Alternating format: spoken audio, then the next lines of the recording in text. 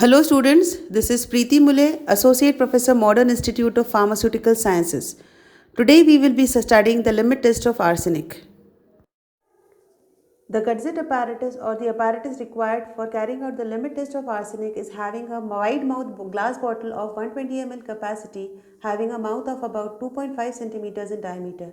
This bottle is fitted with a rubber bung through which passes a glass tube 20 centimeters long.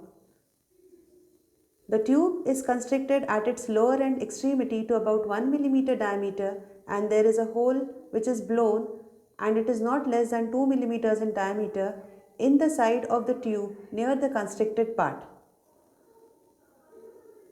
The upper end of the glass tube is fitted with two rubber bungs, each having a hole bored centrally and exactly 6.5 millimeters in diameter. The tube is plugged with cotton which is moistened with lead acetate. One of the bungs has been fitted to the upper end of the tube while the second bung has to be fitted upon the first bung in such a way that mercury chloride paper gets exactly sandwiched between the central perforations of the tube.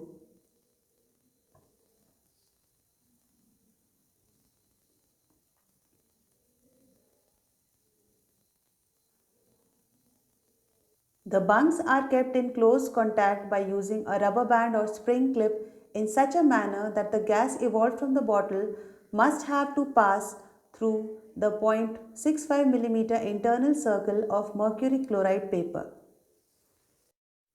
The apparatus used for the arsenic limit test are lead acetate solution, potassium iodide, zinc, mercury chloride paper, arsenic apparatus, beaker, glass rod and stand.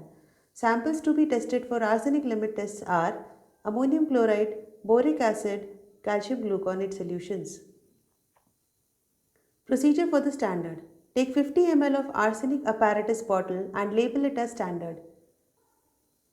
A known amount of dilute arsenic solution is kept in the wide mouth bottle of the apparatus.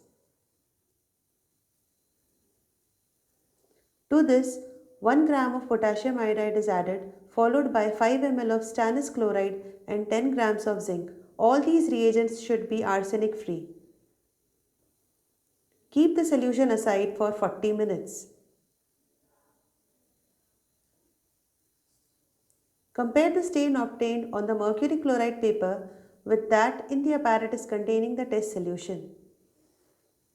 Coming to the procedure for the test, which should ideally be performed simultaneously with the standard solution.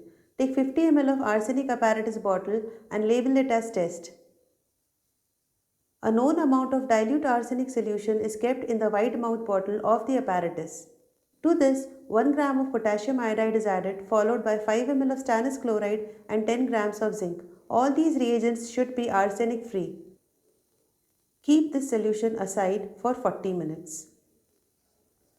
Compare the stain obtained on the mercury chloride paper with that in the apparatus containing the standard solution. Observation: if the stain produced by the test is no deeper than the standard stain, then the sample complies the limit test for arsenic. Coming to the principle for the limit test of arsenic. The limit test is based on Gutzet test. All the arsenic present in the sample is converted into arsine gas, that is ASH3, by subjecting it to reduction with zinc and hydrochloric acid.